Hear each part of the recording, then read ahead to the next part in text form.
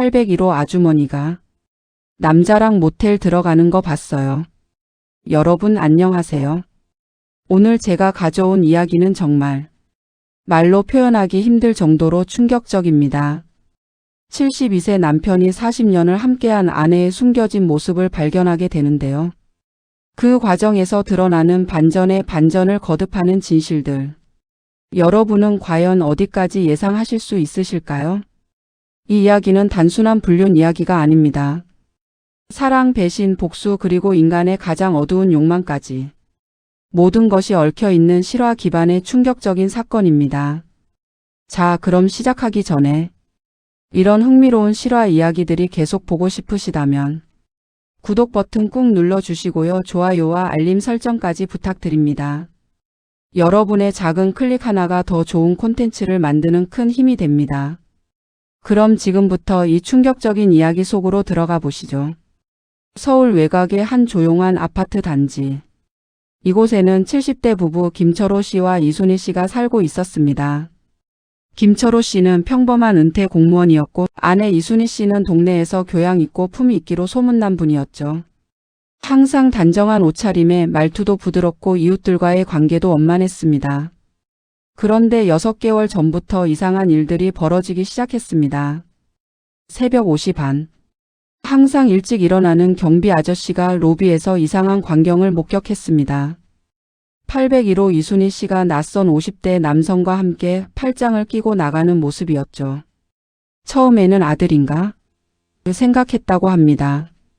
하지만 이순희 씨 부부에게는 자녀가 없다는 건 아파트 주민들이 다 아는 사실이었습니다. 그 후로도 목격담은 계속 이어졌습니다. 어제 저녁에도 봤는데 둘이 손잡고 산책하더라고요. 차에 같이 타던데? 남자가 문까지 열어주고. 아니 그 나이에도 저런 일이 있나? 결정적으로 아파트 관리사무소 직원이 CCTV를 확인하다가 두 사람이 지하 주차장에서 포옹하는 장면을 발견했습니다. 소문은 삼시간에 퍼졌습니다. 동네 슈퍼 헬스장 주민 단톡방까지. 801호 할머니 바람났대요. 70이 넘어서도 저러네. 남편 불쌍하다 진짜.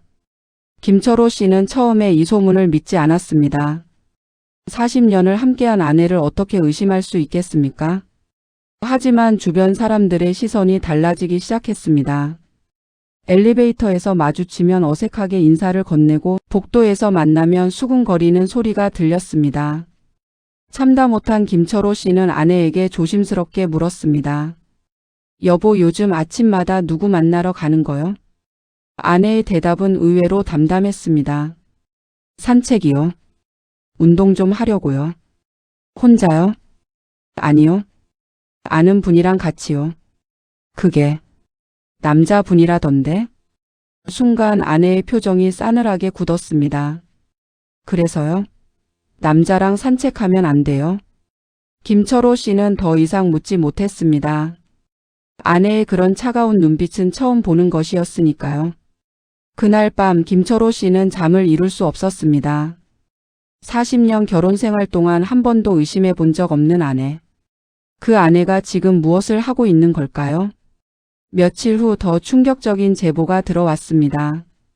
같은 아파트에 사는 주민이 김철호 씨를 따로 불러 말했습니다.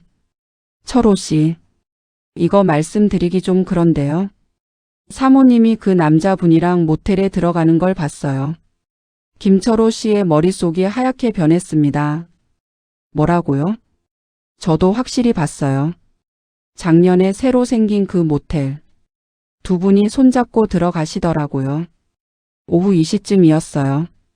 김철호 씨는 그 자리에서 쓰러질 뻔했습니다. 집으로 돌아왔을 때 아내는 태연하게 저녁 준비를 하고 있었습니다. 마치 아무 일도 없었다는 듯이. 당신, 오늘 오후에 어디 갔었어? 도서관 갔다 왔어요. 왜요? 거짓말이었습니다. 그 순간 김철호 씨는 확신했습니다. 아내가 정말로 자신을 배신하고 있다는 것을. 김철호 씨는 다음날 사설 탐정을 고용했습니다.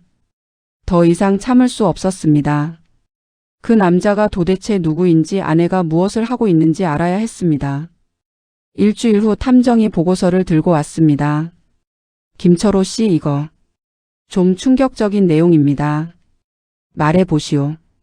뭔들 더 충격적이겠소. 탐정이 조심스럽게 서류를 펼쳤습니다. 그 남자 이름은 강민수 54세입니다. 그런데 사모님이 이 사람을 아들이라고 부르더군요. 아들? 우리한테 자식이 어디 있어? 그게 사모님의 숨겨진 과거와 관련이 있는 것 같습니다. 탐정은 계속해서 설명했습니다. 강민수라는 남자는 부산에서 올라온 사람으로 3개월 전부터 이순희 씨와 접촉하기 시작했다고 합니다. 그리고 놀라운 사실. 이 남자가 이순희 씨의 친구들에게 저는 어머니의 첫째 아들입니다 라고 소개했다는 것입니다. 김철호 씨는 혼란스러웠습니다. 말도 안 되는 소리요. 우리는 결혼 전에 모든 걸 얘기했어. 아내에게 숨겨진 자식이 있을 리 없소. 하지만 탐정은 고개를 저었습니다. 제가 조사한 바로는 사모님이 결혼 전에 임신을 했던 기록이 있습니다. 1976년, 지금으로부터 49년 전이죠. 뭐라고? 김철호 씨의 머리가 복잡해졌습니다. 1976년. 그때는 자신들이 결혼한 지 1년 된 시점이었습니다. 결혼 전이 아니라 결혼 후였다는 말입니다. 그게 무슨 소리요? 그럼 내 아들이란 말이요? 그건 확실하지 않습니다.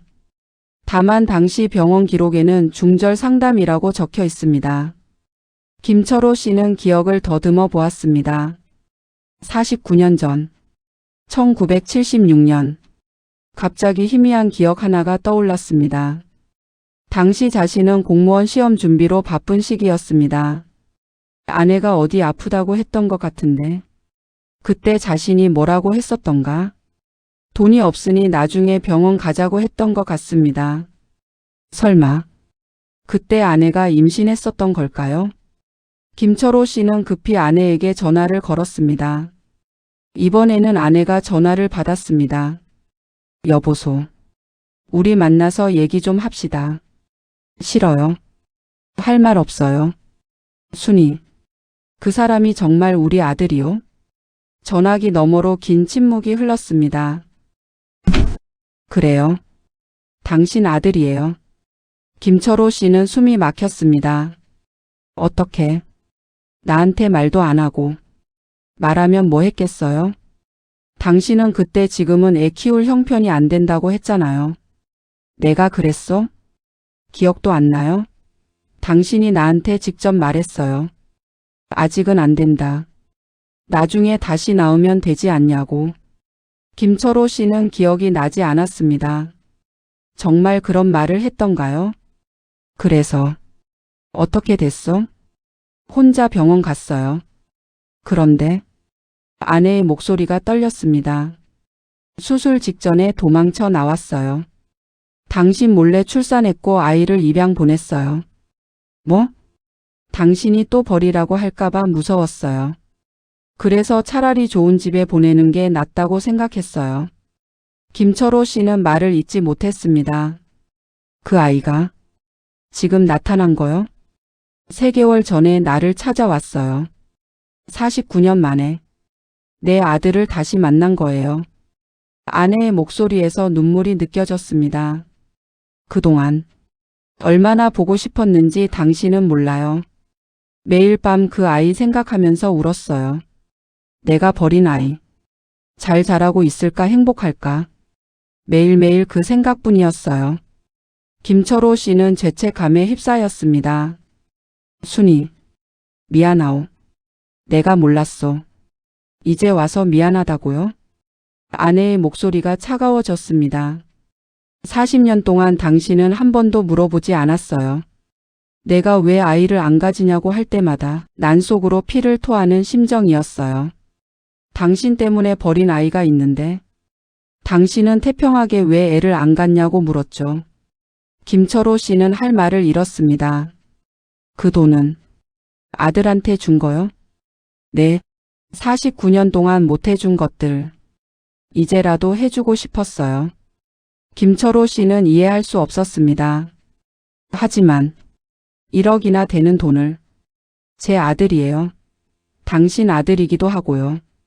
당신은 49년 동안 단 1원도 안 썼잖아요. 전화가 끊겼습니다. 김철호 씨는 주저앉아 한참을 생각했습니다. 정말로 자신이 그런 말을 했을까요? 정말로 아이를 지우라고 했을까요? 기억이 나지 않았습니다. 하지만 아내가 거짓말을 할 이유도 없었습니다. 그렇다면 이 모든 게 자신의 잘못인 걸까요? 며칠 후 김철호 씨는 아내를 만나기로 했습니다. 카페에서 만난 아내는 많이 초췌해 보였습니다. 순이, 그 아들을 나도 만나보고 싶소. 왜요? 지금 와서? 내 아들이기도 하지 않소. 알아야 할 것 같소. 아내는 잠시 망설이다가 고개를 끄덕였습니다. 알았어요. 다음 주에 같이 만나요. 하지만 그 만남은 이루어지지 않았습니다. 왜냐하면 그 전에 충격적인 사실이 하나 더 드러났기 때문입니다. 김철호 씨가 아는 후배 중에 입양 관련 일을 하는 사람이 있었습니다. 그에게 부탁해서 1976년 입양 기록을 조회해 달라고 했습니다. 며칠 후 그 후배에게서 전화가 왔습니다. 형님, 이상한데요? 뭐가? 1976년에 이순희 씨 명의로 입양 보낸 기록이 없어요. 뭐? 전국을 다 뒤져봤는데 그런 기록이 없습니다. 혹시 다른 이름으로 했을 수도 있긴 한데. 김철호 씨의 머릿속이 복잡해졌습니다. 입양 기록이 없다. 그렇다면 아내의 말은 거짓이란 말인가? 아니면 정말로 아이가 태어났는데 입양이 아닌 다른 방법으로 보낸 걸까? 김철호 씨는 다시 탐정에게 연락했습니다. 강민수라는 사람을 더 자세히 조사해 주시오. 탐정은 일주일 동안 강민수를 미행했고 놀라운 사실들을 발견했습니다. 첫째, 강민수는 서울의 고급 아파트에 살고 있었습니다.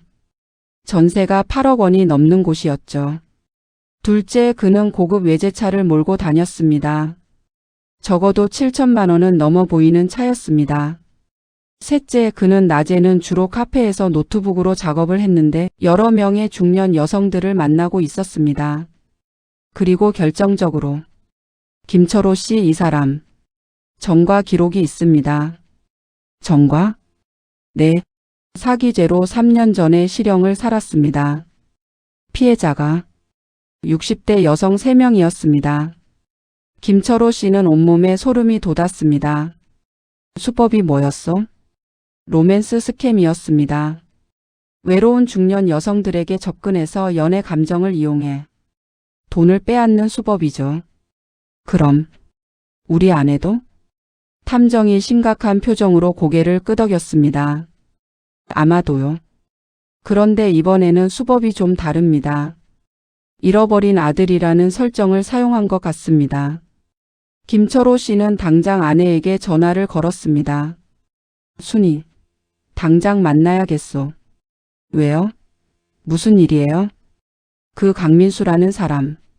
사기꾼이요. 전화기 너머로 침묵이 흘렀습니다. 무슨 소리예요? 전과자요. 사기죄로 감옥도 갔다 온 사람이란 말이요. 아니에요. 그럴 리 없어요. 탐정이 다 조사했어. 당장 나와서 얘기합시다. 하지만 아내는 전화를 끊어버렸습니다. 김철호 씨는 곧바로 아내가 머물고 있는 곳으로 갔습니다. 아내는 강민수가 얻어준 오피스텔에 머물고 있었습니다. 문을 두드렸지만 아내는 문을 열어주지 않았습니다. 순이, 문 열어. 당하고 있는 거란 말이오. 돌아가요. 당신이 거짓말하는 거예요. 내가 왜 거짓말을.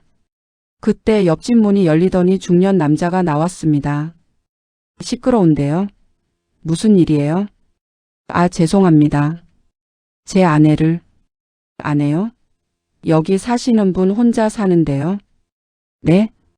몇 달 전부터 여자분 혼자 사세요. 가끔 아들 같은 사람이 와서 돈 받아가던데. 김철호 씨는 더 이상 참을 수 없었습니다. 순이, 마지막으로 말하오. 문 안 열면 경찰 부를 거요. 잠시 후 문이 열렸습니다. 아내의 얼굴은 창백했고 눈은 퉁퉁 부어 있었습니다. 들어와요. 오피스텔 안은 생각보다 초라했습니다. 가구도 거의 없고 짐도 별로 없었습니다. 순이, 정말 그 사람이 당신 아들이요? 아내가 소파에 주저앉았습니다. 모르겠어요. 뭐? 처음에는 확신했어요. DNA 검사 결과도 보여줬거든요. DNA 검사? 네, 99.9% 일치한다고. 김철호 씨는 고개를 저었습니다. 그게 조작됐을 수도 있어. 아니에요. 아니에요. 아내는 계속 고개를 저었습니다. 만약 진짜가 아니라면, 그럼 내가 49년 동안 품었던 그 마음은 다 뭐가 되는 거예요? 김철호 씨는 아내의 어깨를 잡았습니다. 순이 정신 차리시오. 그 사람 지금 어디 있어? 모르겠어요. 일주일째 연락이 안 돼요. 뭐? 돈도 더 필요하다고 해서 줬는데 그 이후로 연락이 안 돼요. 김철호 씨는 급히 탐정에게 전화를 걸었습니다. 강민수 위치 파악할 수 있어? 잠시 후 탐정에게서 답이 왔습니다. 인천공항에 있습니다. 출국하려는 것 같습니다. 김철호 씨는 곧바로 경찰에 신고했습니다. 그리고 아내와 함께 급히 인천공항으로 향했습니다. 다행히 경찰이 강민수를 출국 직전에 체포했습니다. 경찰서에서 강민수는 모든 것을 자백했습니다. 그는 이순희 씨의 과거를 치밀하게 조사한 뒤 정말로 1976년에 임신 사실이 있었다는 것을 알아냈습니다. 하지만 그 아이는 유산되었다는 기록도 함께 발견했습니다. 이순희 씨는 입양을 보낸 게 아니라 아이를 잃었던 것입니다. 너무 슬퍼서 남편에게도 말하지 못했던 일. 평생 죄책감으로 안고 살았던 상처. 강민수는 그 상처를 파고들었습니다. 저는 사산된 아이가 사실은 살아 있었고 입양되었다는 거짓 이야기를 만들었습니다. 그리고 DNA 검사 결과는 제가 인터넷에서 샘플을 다운받아 조작한 겁니다. 이순희 씨는 그 자리에서 쓰러졌습니다. 49년 동안 품었던 죄책감, 다시 만난 아들이라는 기쁨, 그 모든 것이 거짓이었던 겁니다. 병원에 실려간 이순희 씨는 며칠 동안 말도 하지 못했습니다. 강민수는 사기죄로 구속되었고 빼앗긴 돈 중 일부는 돌려받을 수 있었습니다. 하지만 대부분은 이미 쓰고 없었습니다. 한 달 후 태어난 이순희 씨는 집으로 돌아왔습니다. 김철호 씨는 아내를 조용히 맞이했습니다. 순이, 미안하오. 뭐가요? 당신이 그 일을 겪었을 때 내가 곁에 없었던 것. 이순희 씨는 고개를 저었습니다. 당신 잘못이 아니에요. 제가 말을 안 했으니까요. 왜 말 안 했어? 두려웠어요. 당신이 날 나약하다고 생각할까봐. 당신이 날 떠날까봐. 김철호 씨는 아내를 껴안았습니다. 나는 당신을 떠날 생각 같은 건 한 번도 없었어. 두 사람은 한참을 그렇게 있었습니다. 며칠 후 이순희 씨가 입을 열었습니다. 여보, 제가 정신과 상담 받아보려고요. 그래요? 함께 가요. 나도 같이 상담 받겠소. 당신도요? 우리 둘 다 필요할 것 같소. 49년 동안 쌓인 것들을 풀어야 할 것 같소. 이순희 씨가 처음으로 웃었습니다. 고마워요. 그 후 6개월 동안 두 사람은 함께 상담을 받았습니다. 이순희 씨는 49년 전의 상실을 처음으로 애도할 수 있었고 김철호 씨는 자신이 얼마나 아내의 마음을 몰랐는지 깨달았습니다. 어느 날 두 사람은 작은 절에 갔습니다. 그리고 태어나지 못한 아이를 위한 제사를 지냈습니다. 미안해. 엄마가 지켜주지 못해서. 이순희 씨는 오랜만에 마음껏 울었습니다. 49년 동안 참았던 눈물을 쏟아냈습니다. 그 옆에서 김철호 씨도 함께 울었습니다. 내가 몰라서 미안했어. 당신 혼자 그 아픔을 안고 살게 해서. 제사를 마치고 돌아오는 길 이순희 씨가 조용히 말했습니다. 여보, 우리 다시 시작해요. 뭘요? 결혼 생활.